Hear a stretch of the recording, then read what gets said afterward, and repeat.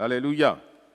Le texte que nous allons lire, nous l'avons lu pour ceux qui savent, qui étaient là déjà le jeudi soir, le vendredi soir plutôt. C'est Jean chapitre 21. Jean chapitre 21, le verset 1 à 19. Nous lisons.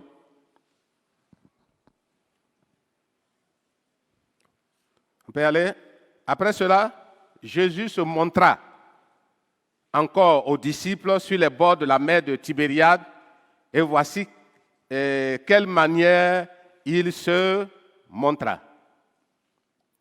Simon-Pierre, Thomas, appelé Didyme, Nathanaël de Cana en Galilée, les fils de Zébédée, et deux autres disciples de Jésus étaient ensemble.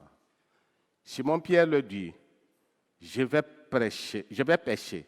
Il lui dit, nous allons aussi avec toi. Ils sortirent et montèrent dans une barque, et cette nuit-là, ils ne prirent rien. Le matin étant venu, Jésus se trouva sur le rivage, mais les disciples ne savaient pas que c'était Jésus. Jésus leur dit, enfants, n'avez-vous rien à manger? Ils lui répondirent, non. Il leur dit, jetez le filet du côté droit de la barque et vous trouverez. Ils le jetèrent donc et ils ne pouvaient plus le retirer à cause de la grande quantité de poissons. Alors le disciple que Jésus aimait dit à Pierre, c'est le Seigneur. Et Simon-Pierre, dès qu'il eut entendu que c'était le Seigneur, mit son vêtement et sa ceinture, car il était nu, et se jeta dans la mer. Alors, les autres disciples vinrent avec la barque, tirant le filet plein de poissons, car ils n'étaient éloignés de terre que d'environ 200 coudées. Les autres furent descendus. Lorsqu'ils furent descendus à terre, ils virent là des charbons allumés, du poisson dessus et du pain. Jésus leur dit, apportez les poissons que vous venez de prendre. Simon-Pierre monta dans la barque et tira à terre le filet plein de 153 grands poissons, et quoiqu'il y eût tant, le filet ne se rompit point. Jésus leur dit, venez, mangez. Aucun des disciples n'osait lui demander, qui es-tu? Sachant que c'était le Seigneur. Jésus s'approcha, prit le pain, et leur en donna, il fit de même du poisson. C'était déjà la 3e fois que Jésus se montrait à ses disciples depuis qu'il était ressuscité des morts. Après qu'ils eurent mangé, Jésus dit à Simon, Pierre, Simon, fils de Jonas, m'aimes-tu plus que ne m'aime ceci? Il lui répondit, oui Seigneur, tu sais que je t'aime. Jésus lui dit, paie mes agneaux. Il lui dit une seconde fois, Simon, fils de Jonas, m'aimes-tu? Pierre lui répondit, oui Seigneur, tu sais que je t'aime. Jésus lui dit, paie mes brebis. Il lui dit pour la 3e fois, Simon, fils de Jonas, m'aimes-tu? Pierre fut attristé de ce qu'il lui avait dit pour la 3e fois, m'aimes-tu? Et il lui répondit, Seigneur, tu sais toutes choses, tu sais que je t'aime. Jésus lui dit, paie mes brebis.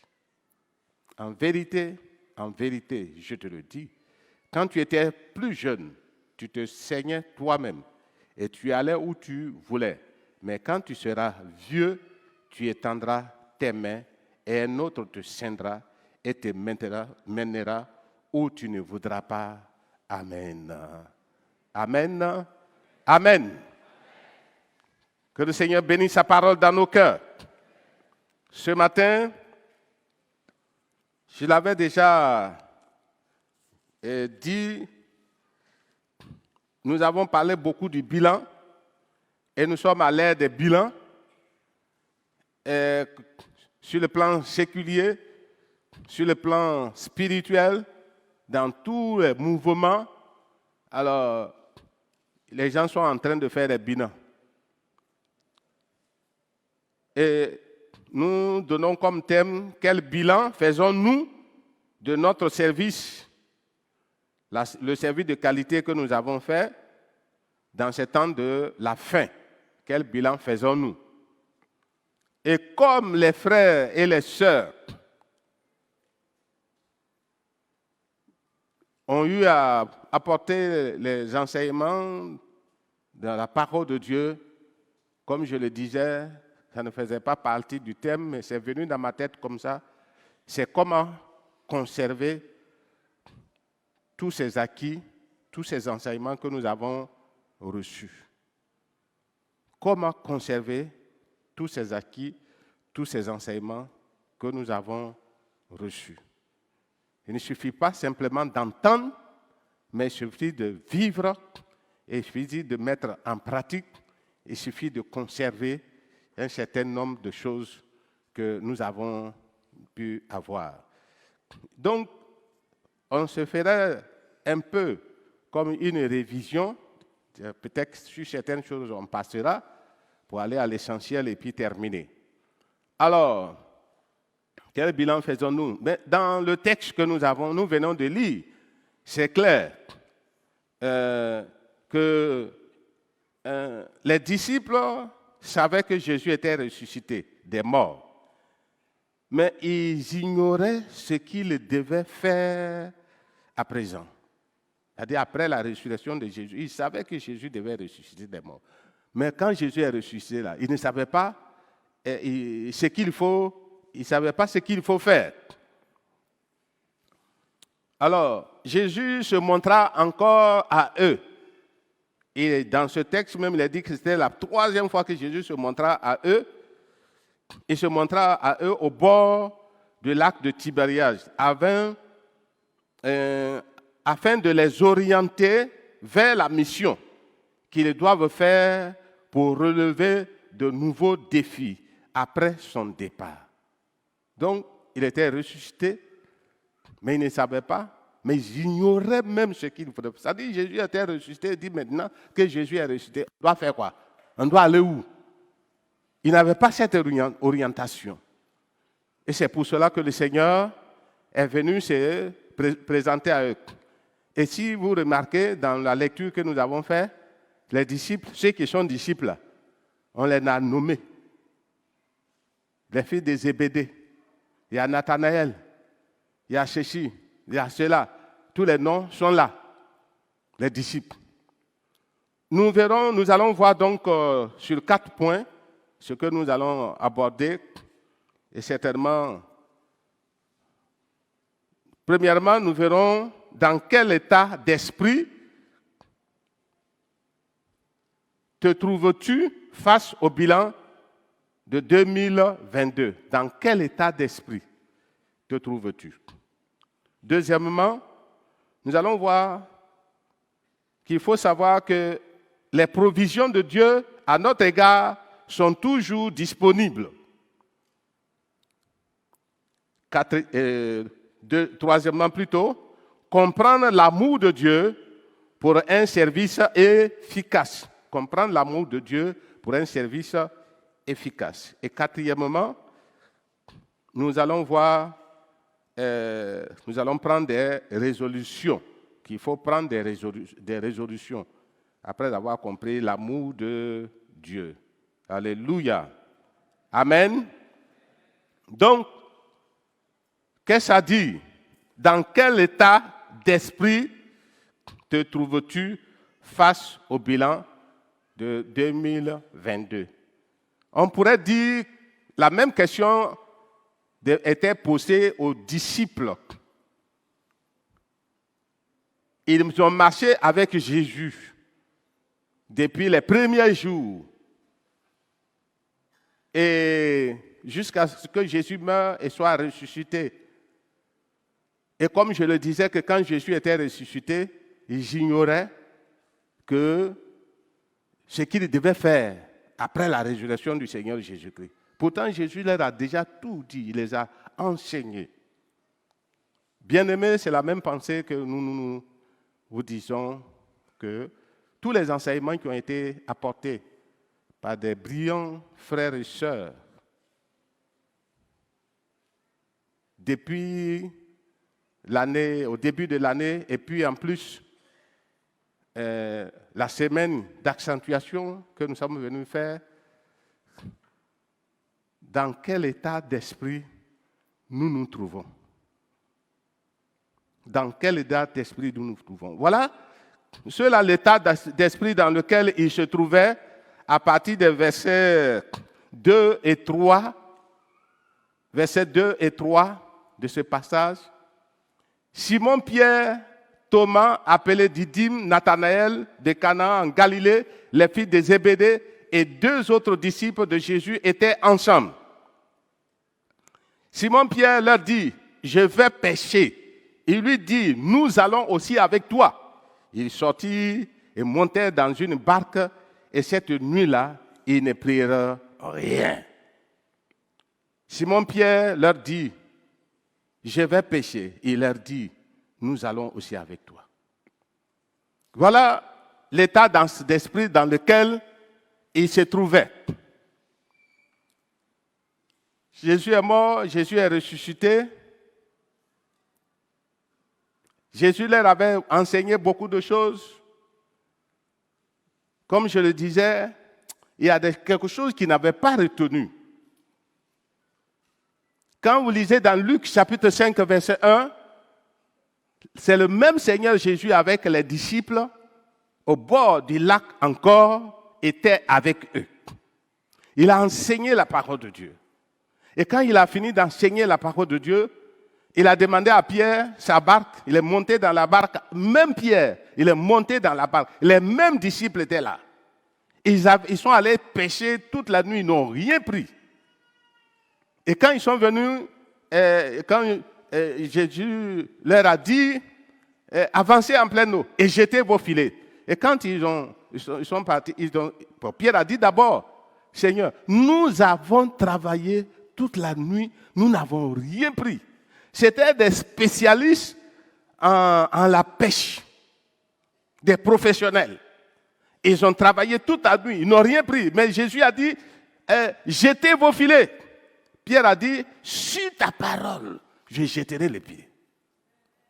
La pêche était fructueuse, certainement, la nuit, à une certaine heure de la nuit. Mais là, Jésus finit de prêcher. Dans la journée, il va dire, jetez vos filets. Et dit, Seigneur, sur ta parole. Sinon, si ce n'est pas sur ta parole, si c'était vraiment nous-mêmes, nos expériences là, on a travaillé toute la nuit, on n'a rien pris. On a travaillé toute la nuit, on n'a rien pris. Jésus dit, jetez vos filets. Et quand ils ont jeté le filet, quand vous lisez le texte, ils ont pris encore une quantité de poissons, ils ont rempli les barques à tel point que les barques même s'enfonçaient. Mais cependant, il ne nous a pas dit qu'ils ont perdu les poissons. Ils n'ont pas perdu les poissons.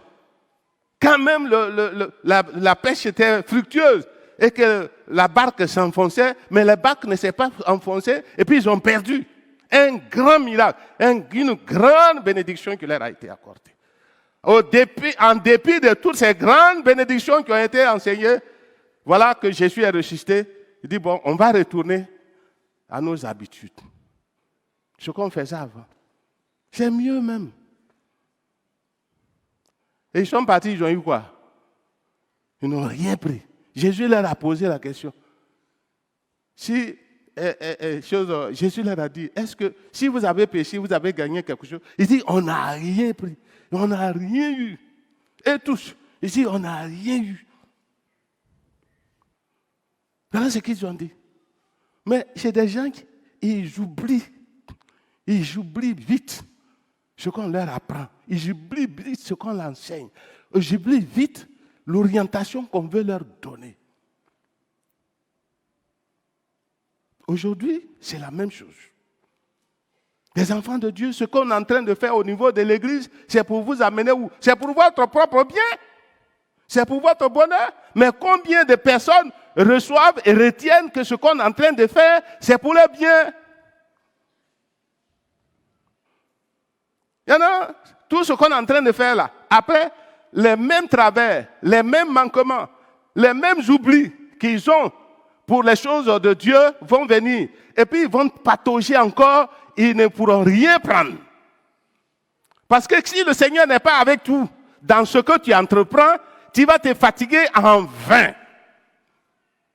Tu vas te fatiguer en vain. Nous avons vu des textes qui en parlent, que Jésus dise, celui qui met la main à la charrue et qui regarde en arrière, il n'est pas propre au royaume de Dieu. Affaire de Dieu, là, on ne s'amuse pas. Si tu veux t'engager, tu t'engages. Si tu ne t'engages pas, c'est ton affaire. Si tu t'engages, tu as une bénédiction.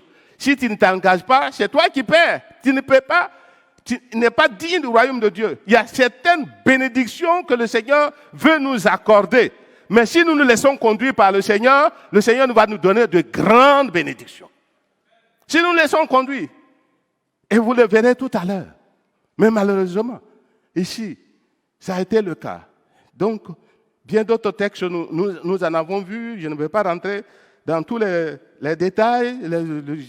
Jacques dira ceci, que si quelqu'un plonge son regard dans la parole de Dieu, il est comme quelqu'un qui est en train de se mirer dans un miroir. Et je suis sûr et certain que le matin, avant de venir, nos mamans là, ont passé plus d'heures devant les miroirs pour arranger ceci, pour attacher comme ça. Mets parfum ici, fais ça ici.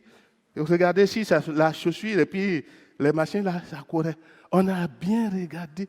Mais depuis que tu as fait la route pour venir là, il y a une mouche qui s'est mise quelque part, tu n'as pas vu ce qui s'est passé. Tu as déjà oublié ton visage. Mais tu peux oublier comment est ton visage dans le miroir, mais ton visage dans la parole de Dieu, tu ne dois pas oublier ça. Si tu oublies ça, c'est pour ton malheur. Si tu n'oublies pas, c'est ta perte.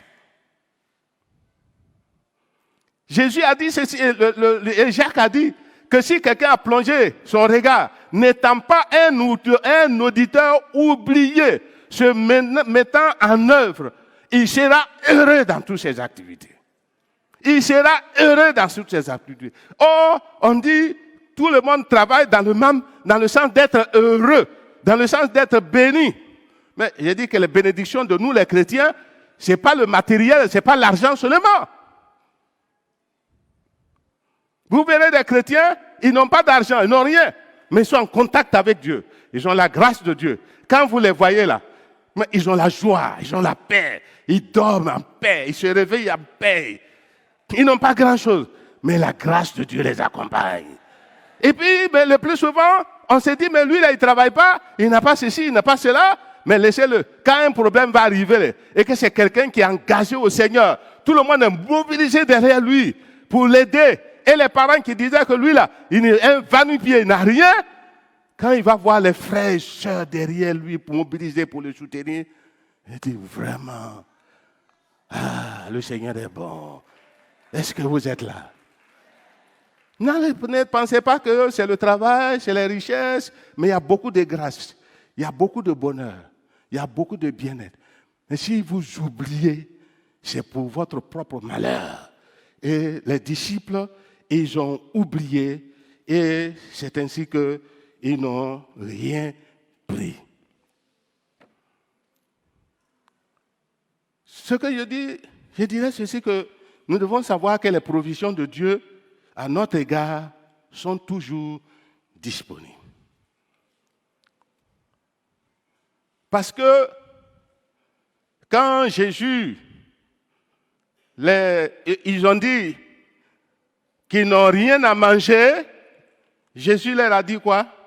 Il dit de jeter les filets. Il dit de jeter les filets du côté droit. Et pendant qu'eux, ils pataugeaient, ils se débattaient pour jeter le filet a pris un grand nombre et puis des gros poissons. 153 gros poissons. Et ça là, c'était une réserve. C'était une réserve. Mais quand ils sont descendus là, Jésus leur a dit, ils étaient là, qu'est-ce qui s'est passé? Je ne sais pas d'où est venu Jésus avec son cortège de maquis. Et il y avait déjà des poissons à la braise. Il dit il y avait du charbon et puis du poisson dessus. C'est quoi? C'est pas poisson à la braise.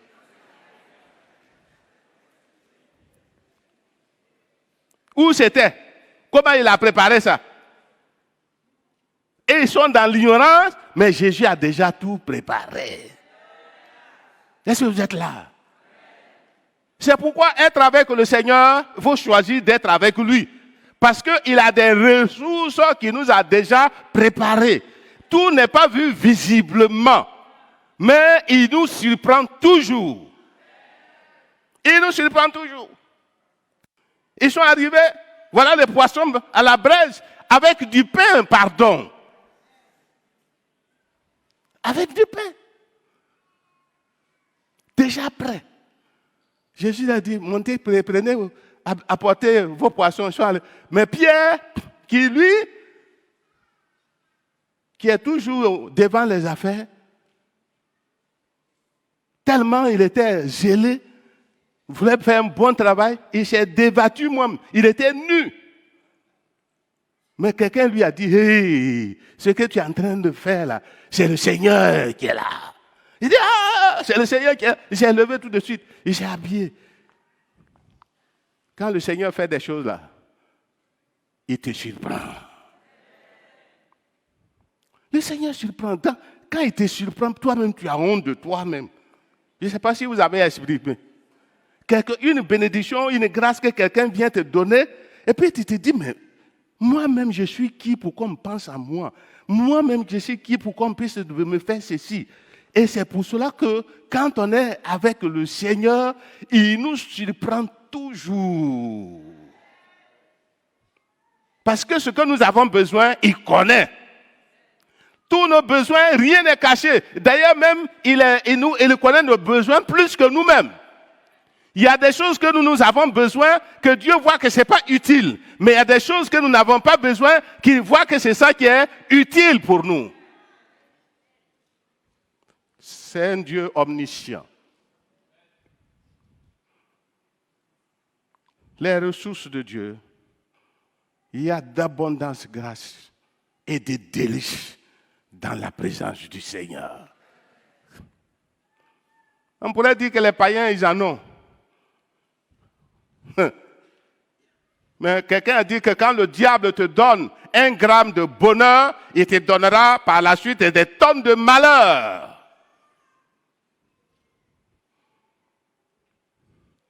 Les gens qui vivent aujourd'hui, ne les enviez pas. Vous ne savez pas où ils ont trouvé leur argent. Vous ne savez pas où ils ont trouvé leur bonheur. Il y a des gens, on dit des brouteurs. Je ne sais pas comment ils se sont arrangés, mais les voitures qu'ils conduisent là, qu'ils ont là, vous ne pouvez pas les avoir. Les tenues qu'ils ont, vous ne pouvez pas les avoir. C'est ce que je disais l'autre soir, qu'il y a un homme qui s'appelait Agur. Il a dit, mais affaire de Dieu là-haut, on dirait que je suis en train de me fatiguer. Toujours à l'église, toujours la parole de Dieu, à faire prière, faire offrande, faire ceci. Mais j'ai vu qu'il y a des gens même qui ne vont pas à l'église, mais ils ne vont pas à l'église, ils ne font pas ceci, mais ils ont tout ce qu'il faut. Peut-être les habits même qu'ils portent là même. Mais vraiment, c'est des derniers cris de Paris. Je ne sais pas si c'est où, monsieur le Parisien qui est là. C'est les derniers cris qui sont là. Il est brillant. Quand tu te regardes même, tu vas te mirer dans les chaussures qui brillent, les sacs qui brillent, les tenues qui brillent, les pommades qu'on fait là. Quand lui, il était enfant de Dieu, il était chrétien, il dit, mon pied allait glisser. Un peu, il allait abandonner. À faire du Dieu là, c'est bon comme ça. C'est bon comme ça. Mais alors, il dit, il est parti dans la maison de Dieu. Quand Dieu veut nous enseigner, il nous ramène à la case de départ. Il nous ramène à la case. Vous voyez les disciples, où il les a amenés? Devant le lac de Tibériade pour parler à leur cœur. Vous êtes partis là-bas, vous avez gagné quoi? On n'a rien eu. Bon, maintenant, je vais vous montrer ce qu'il faut faire. Bien-aimés, n'enviez pas le monde, n'aimez pas le monde, ni les choses qui sont dans le monde. Si quelqu'un aime le monde, l'amour du Père n'est pas en lui, car tout ce qui est dans le monde, la convoitise des yeux, et tout cela ne vient pas du Père, vient du monde, et le monde passe, et sa convoitise aussi. Et sa convoitise passe. Alors, bien-aimés frères et sœurs, les ressources de Dieu sont inépuisables. Et Dieu voudrait vraiment que nous comprenions cela.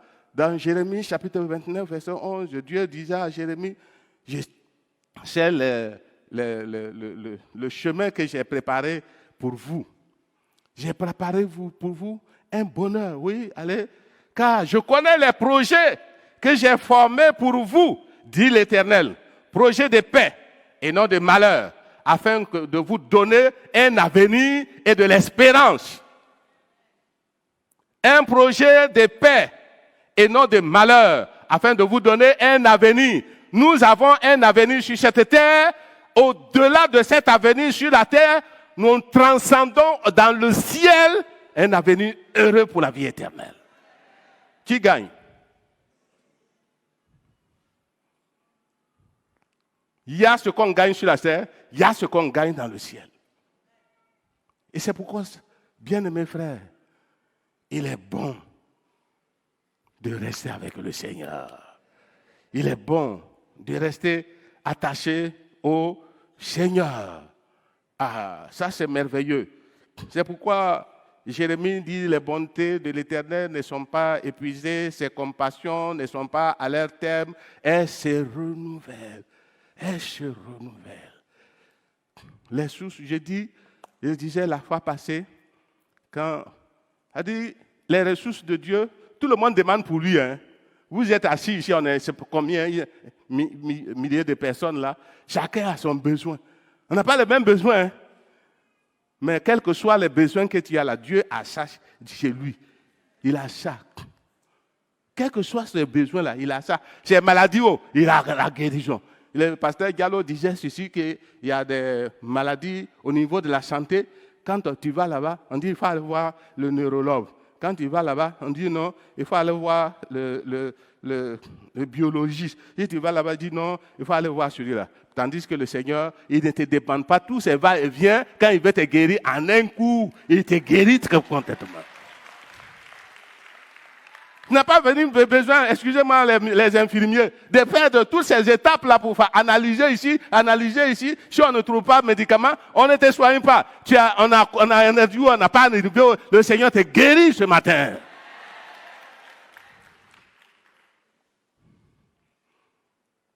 Que le nom du Seigneur soit béni. Les ressources de Dieu sont inépuisables. Mais si cela prouve l'amour de Dieu, cela prouve que notre Dieu est bon et qu'il pourvoit nos besoins. Mais attention, il faut maintenant comprendre l'amour de Dieu. Il faut comprendre l'amour de Dieu pour un service efficace. Il n'avait pas compris, il ne savait pas ce qu'il faut faire. Il ne les a pas appelés pour gronder. Si c'est nous là, vous avez des vauriens comme ça, on vous dit les choses, vous ne comprenez rien. Hein? Venez, je vais vous montrer ce que faire. Non. Il les a équipés, il les a bénis, il les a nourris. C'est qui ils ont là? On n'a pas dit que c'est ça ils ont pris pour braiser. Hein? Chacun a pris pour lui aller à la maison, aller voir sa femme, aller voir ses enfants et manger avec eux. Et c'est le Seigneur Jésus qui nous a aidés. On a péché, on n'avait rien pris, mais quand on l'a rencontré, le Seigneur, voilà, c'est la pêche miraculeuse qu'on a fait. C'est la grâce de Dieu, c'est la bénédiction du Seigneur. Mais le Seigneur nous amène à comprendre sa bénédiction, à comprendre ses grâces, avant de nous demander maintenant de le servir. C'est pourquoi, dans Matthieu, je ne sais pas, c'est 11, 28, 29, venez à moi, vous tous qui êtes fatigués et chargés, et je vous donnerai du repos. Quelqu'un qui a des problèmes, qui a des soucis, comment est-ce que tu peux l'aider? C'est quand il est déchargé de ces problèmes-là, on peut lui dire maintenant il faut faire ça. Mais vous, bien-aimés frères et sœurs, dans ces jours passés, ou même depuis le début de votre vie chrétienne, quel genre de bénédiction le Seigneur n'a-t-il pas fait pour vous? Est-ce que vous retenez les bénédictions, les grâces du Seigneur que le Seigneur a fait pour vous? Est-ce que vous les retenez? Ou bien est-ce que vous les avez oubliés? Ce que le Seigneur n'a pas fait, c'est ce que vous êtes en train de vous plaindre. Ce qu'il a fait là, vous ne le rappelez pas. C'est pourquoi quelqu'un a dit, compte les bienfaits de Dieu et tu verras en adorant combien le nombre en est grand. Combien le nombre en est grand. Donc, il faut comprendre l'amour de Dieu. Donc, c'est la question la plus importante que le Seigneur puisse poser. Le Seigneur va dire à Pierre, Pierre, voilà, avec tes agitations là, tu as compris, est-ce que tu m'aimes? Le Seigneur a démontré combien lui il l'aimait. Et le Seigneur vous démontre comment, ce matin, combien il vous aime, il nous aime. Ce que nous avons gratuitement avec lui, ça ne nous a rien coûté, mais ça lui a coûté à la vie à la croix du Calvaire. Il a été humilié. Il a été frappé à cause de moi, à cause de toi. Il a accepté toutes ces choses. Mais après sa résurrection d'entre morts, toutes les grâces que nous avons, nous le devons à l'œuvre de la croix du Calvaire. Mais avec tout ce que le Seigneur a fait, nous étions plongés dans le péché, dans les fornications, dans les dettes. Déjà, je peux parler des dettes même. Pourquoi? Parce qu'il y a des gens, c'est les marguillards qui avaient leur carte de crédit. Avant, quand on verse le compte, on vire le compte, mais eux, ils sont les premiers à aller virer. Quand tu arrives, tu en as que les yeux pour pleurer. Mais le Seigneur t'a donné la sagesse maintenant pour gérer toutes ces choses, pour ne pas tomber dans ces travers-là. Ne serait pas une bénédiction du Seigneur, que le nom du Seigneur soit béni. Et le Seigneur va lui dire, Pierre, m'aimes-tu? C'est la question. M'aimes-tu? Le Pierre va, et le terme grec dit agapao. Est-ce que tu m'aimes? Est-ce que tu m'aimes? Et Pierre va lui dire, bon, je t'aime. Mais sa manière de dire, je t'aime là, c'est un amour intellectuel. C'est dans la tête. Il comprend intellectuellement. Il a appris ça par les expériences qu'il a vécues avec le Seigneur. Quand Jésus a fait les miracles, dans Luc chapitre 5, verset 1, il connaît. Et je vous ai dit que quand on a lu là, que quand Jésus est mort, il est ressuscité, il savait. Mais ce qu'il doit faire là, c'est ça qu'il ne savait pas. Il savait. Et le Seigneur va lui dire, Pierre, est-ce que tu m'aimes? Mais il savait, mais ça n'a jamais rentré dans son cœur. Ce n'était pas de tout son cœur. En plus de cela, non seulement intellectuellement, bon, ça touchait principalement ses pensées et sa volonté. C'est-à-dire, quand il y a un enseignement qui est prêché, tout de suite, oui, mais il faut que je fasse ceci. Oui, il faut que je fasse ceci. Mais ça ne va pas plus loin que ça. Et il y en a qui on les a instruits. Mais c'est resté dans la tête, mais ce n'est pas descendu dans le cœur. Leur amour pour le Seigneur, pasteur, merci. Le thème que tu nous as donné là, par le Saint-Esprit, bâtissons nos vies pour renouveler des défis. Pasteur, tu es inspiré. Tu as un bon thème. Mais tu as un bon thème. Est-ce que tu bâtis ta vie? C'est la question. Qu'est-ce que tu en fais des enseignements que tu as reçus? Qu'est-ce que tu en fais des enseignements que tu as reçus? Beaucoup de frères et sœurs ont enseigné. Mais qu'est-ce que tu as fait de ces enseignements? Ça a touché où? Ça a touché où? Ça a touché quoi? Pour certains, c'est un érudit qui doit nous parler et les frères, il y a des choses qu'on ne savait pas, ils nous ont enseigné. Mais ça ne va pas plus loin que ça. C'est un amour qui est resté, il a nourri son intelligence, mais il a une certaine volonté, mais qui ne va pas loin en profondeur. C'est pourquoi Jésus va continuer encore. Et il va lui dire, alors, Pierre, est-ce que tu m'aimes plus que ça encore? Pierre va dire, Seigneur, tu sais que je t'aime. L'amour dont il avait pour le Seigneur, là, c'est ce qu'on appelle l'amour philéo. C'est un amour qui sous-entend l'affection de la chair. C'est comme un jeune homme qui dit, il a vu une fille, ah, je t'aime.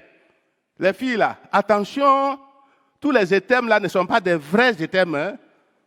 C'est de la bouche. Peut-être que tu es belle, tu es coquette, tu es potelée, il t'aime. Est-ce que dans la profondeur là, il t'aime? Vous les filles là, faites attention. Il y a des amours qui ne sont pas profonds.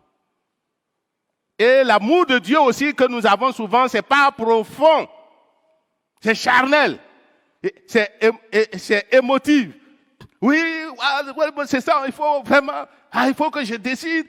Et on décide et puis on ne décide jamais. Il faut qu'on décide, on ne décide jamais. Ça ne change pas.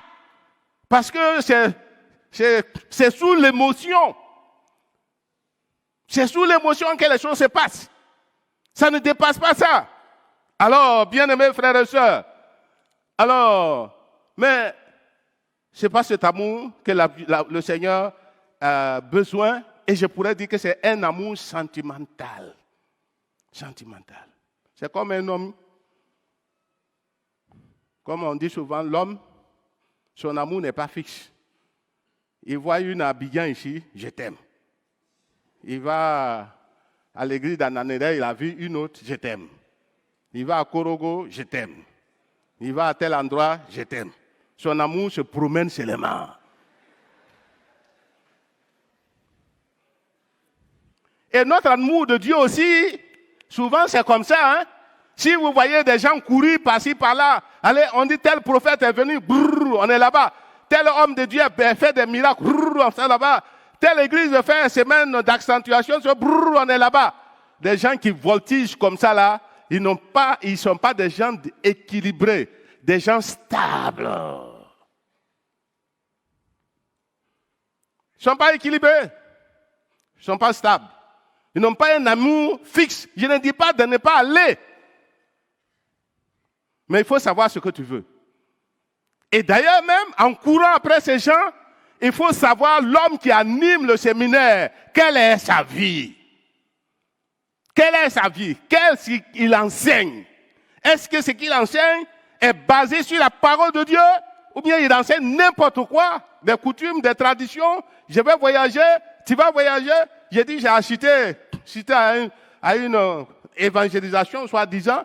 Le prédicateur dit, tout à l'heure, tu vas recevoir un coup de fil. Tu vas recevoir un coup de fil. Et je voyais maintenant, dans la salle là, il y a des gens, tout de suite, il y a des gens qui sont levés. Ils ont reçu un coup de fil. Ils sont sortis de la salle pour aller écouter le message avant de revenir. Il y en a qui ont enlevé les chaussures, courir pour suivre, passer par de n'importe quoi.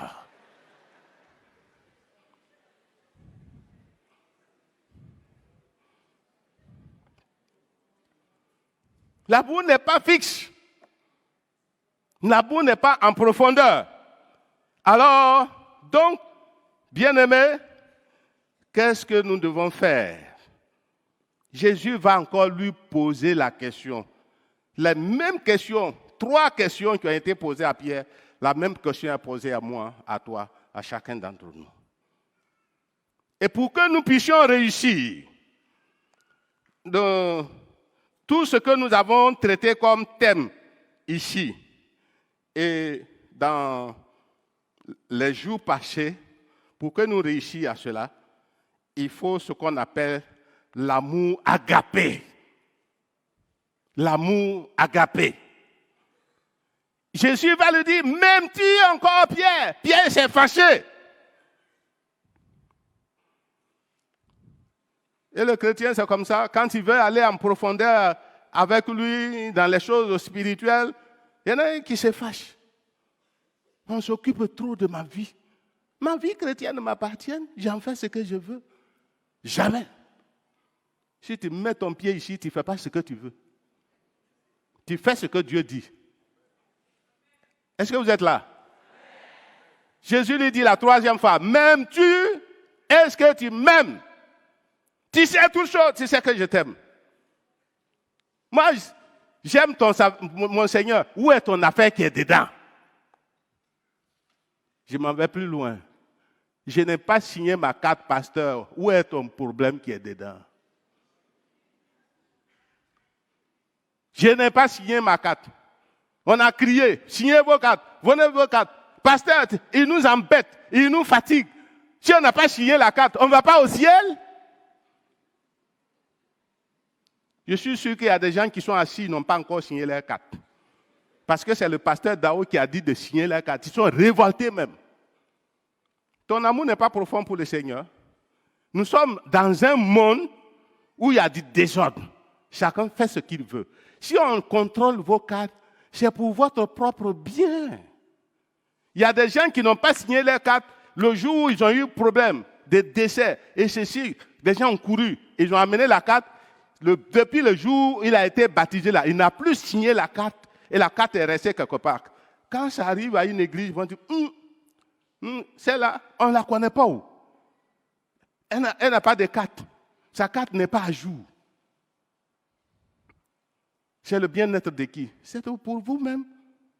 Nous, les pasteurs, même, on nous contrôle. Ce n'est pas vous qu'on ne doit pas contrôler. Si on vous contrôle, c'est pour votre bien. Mais il y a tellement d'anarchie, de chrétienté aujourd'hui qu'il faut savoir ceux qui sont de Dieu et ceux qui ne sont pas de Dieu. C'est ça qui nous pousse à faire des choses. Avant, pour les cartes, on n'avait pas de cartes, mais les chrétiens qu'on avait là, c'était des gens sérieux. Mais aujourd'hui, là, bon, quelqu'un qui vient te dire les chrétiens, je ne te fais pas confiance. Même quand tu as apporté pas une de AOC ou de 1900 combien, tu n'as pas apporté pas une de convention, je ne te regarde pas comme un bon chrétien. Je ne sais pas ce qui est dans ton cœur. Je ne sais pas comment tu vis. Est-ce que vous êtes là?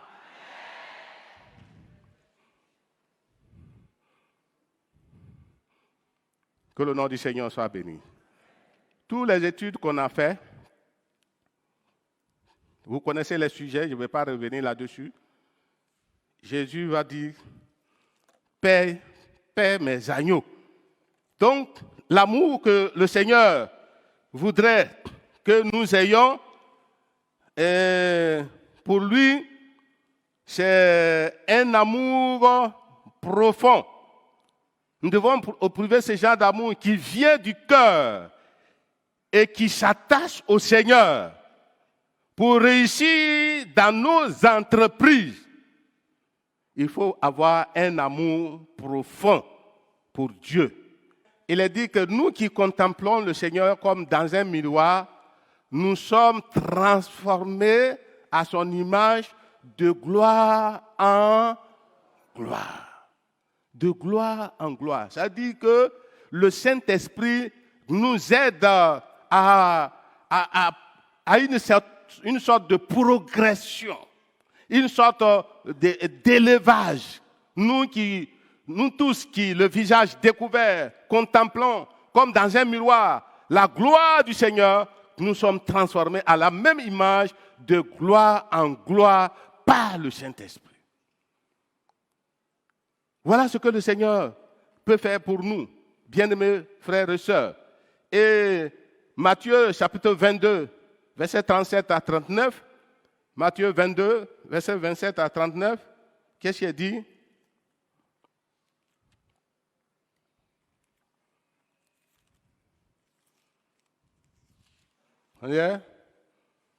Après eux tous, la femme, à la résurrection duquel des sept sur la tête. Non. C'est une référence qui ne convient pas. Bien, ok. Donc, c'est concernant l'amour que nous devons manifester pour, il dit, tu aimeras le Seigneur, ton Dieu, de tout ton cœur, de toute ta force, de toute ta pensée. Tu aimeras le Seigneur de tout ton cœur, de toute ta force et de toute ta pensée. Et l'autre texte nous disait que l'Éternel, ça c'est dans Deutéronome, l'Éternel est notre unique Dieu. Tu ne vas pas adorer aucun autre Dieu. C'est lui seul qu'il faut servir. Et dans l'Évangile, il nous a dit que tu aimeras le Seigneur de tout ton cœur, de toute ton âme, de toute ta pensée. On est vraiment concentré dans l'amour pour le Seigneur. On est engagé par l'amour du Seigneur. C'est dans la mesure où, effectivement, nous sommes engagés dans l'amour pour le Seigneur. Tout ce dont nous avons parlé, nous ne le faisons plus par notre propre force, nous le faisons par l'action du Saint-Esprit.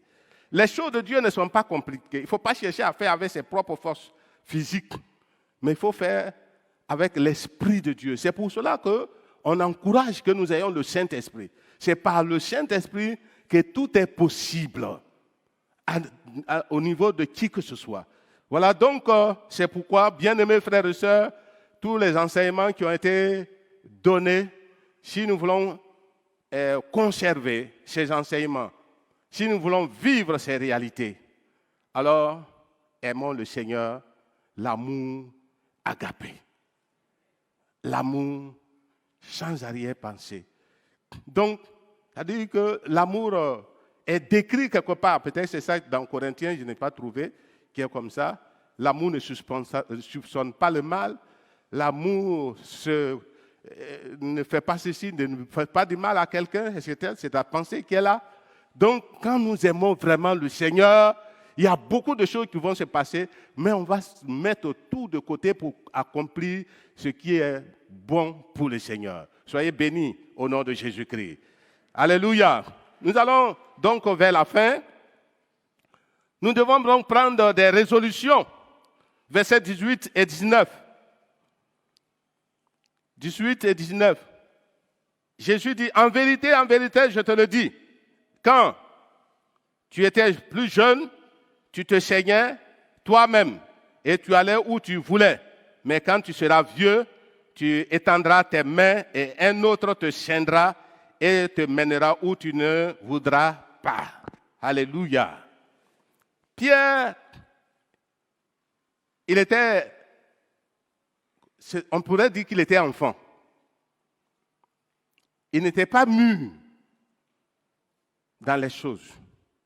Mais le Seigneur, petit à petit, l'a amené à la maturité.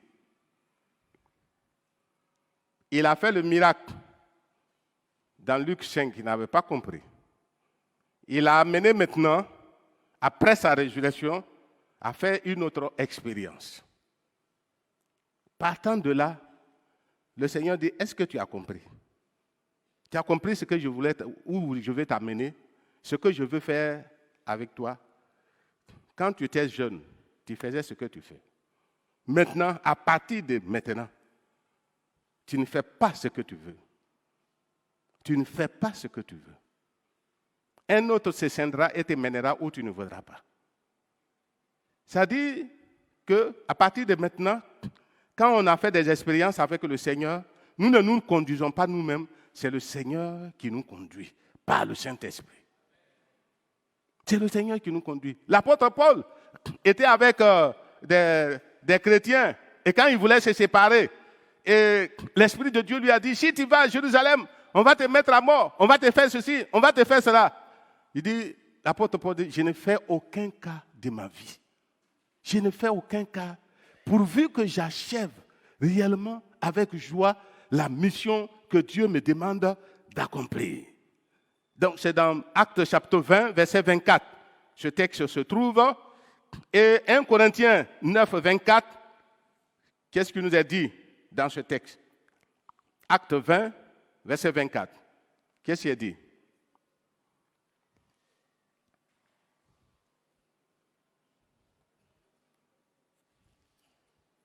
Voilà.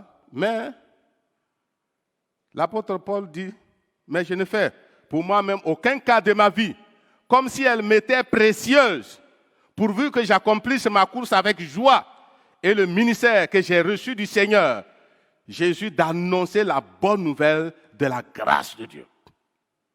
Je ne fais aucun cas de ma vie. Les autres ont dit, ne fais pas ça, ne fais pas ça. Il dit, non, non, c'est bon. Je ne m'appartiens plus. Quelque part, il dit, si je vis, ce n'est même pas moi qui vis, mais c'est Christ qui vit en moi. C'est ce qu'il a dit. Alors, qu'est-ce qu'il nous a dit dans 1 Corinthiens 9, 24, verset 27. 9, 24, verset 27, 24. Chapitre 9, verset 24. Qu'est-ce qu'il dit encore? Ne savez-vous pas que ceux qui courent dans le stade courent tous, mais qu'un seul remporte le prix? Courez de manière à le remporter. Courez de manière à le remporter. Tous ceux qui combattent s'imposent toute espèce d'abstinence et ils le font pour obtenir une couronne corruptible. Mais nous faisons-le pour une couronne incorruptible. Faisons-le pour une couronne incorruptible. Moi, donc je cours non pas comme à l'aventure, je frappe non pas comme en battant l'air, mais je traite durement mon corps. Je le tiens assujetti de peur d'être moi-même rejeté après avoir prêché aux autres. Je traite durement mon corps. Je le tiens assujetti de peur d'être moi-même rejeté après avoir prêché aux autres. Voilà l'apôtre Paul. Voilà ce qu'il nous apprend. Que tous ceux qui courent dans le stade courent de manière à remporter le prix. Là-bas, dans la course des hommes, on cherche un premier. Les hommes cherchent un premier. Mais avec Dieu, il ne demande pas qui sera premier. Mais il va dire qui va arriver au but. Voilà ce que Dieu demande. Qui va arriver? C'est-à-dire que tout le monde est appelé à compétir et aller jusqu'au bout. Quand c'est les hommes là, celui qui a traîné son pas et il n'est pas arrivé premier, on dit qu'il a échoué. Mais Dieu, même si tu as traîné les pas et que tu as tout fait, tu es arrivé au bout là, il va te récompenser. Alors pour les affaires de Dieu, ça c'est bon. Les hommes sont injustes, incorrects. Mais quand Dieu, il ne cherche pas le professionnel, il ne cherche pas le premier, il cherche qui va arriver jusqu'au bout. Et si c'est que il y a une couronne qui est réservée pour lui, il dit, je traite durement mon corps. Il faut se maîtriser. Il y a des choses qu'on ne doit pas faire en tant que chrétien. Donne-moi la cesse de ne pas le faire. On a parlé de la comptabilité, la gestion de la comptabilité, des dépenses inutiles, des fleurs qu'on achète et puis des fleurs qui n'ont pas de valeur. On s'en va ramasser les choses dans la maison, on ne réfléchit pas. Mais si tu es un bon chrétien, quand tu poses un acte, tu réfléchis bien. Est-ce que ce que je fais, c'est avantageux ou ce n'est pas avantageux? Avant d'aller commettre adultère, tu vas bien réfléchir. Si je commets adultère, ma femme est dedans. Mes enfants sont dedans. Si je commets adultère, mon église est dedans. Mes parents sont dedans.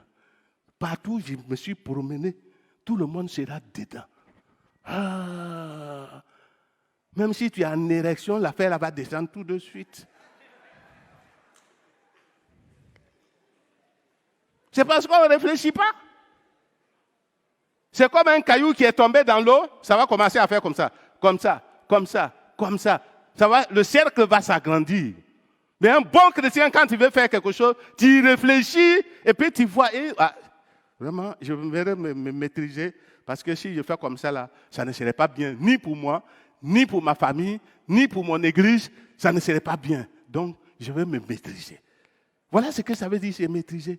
Je traite durement, je le tiens assujetti. Il y a des gens qui auront appelé certaines personnes, ils sont venus à la foi, qui seront sauvés, mais celui qui les a amenés, même lui, il est perdu. Est-ce que vous êtes là? Voilà, pour conserver, il faut un amour profond pour le Seigneur. Pour réussir, il faut un amour profond. Quand on aime le Seigneur, en des choses que le Seigneur n'aime pas, on se gardera de le faire. Il y a d'autres pensées, je vais m'arrêter ici. Est-ce qu'on peut se tenir debout, bien-aimés frères et sœurs? Donc, savoir, en conclusion, que dans quel état d'esprit te trouves-tu en face de ces réalités? Savoir que les provisions de Dieu sont inépuisables, comprendre l'amour de Dieu pour un service efficace et prendre des résolutions. Prions ensemble le Seigneur.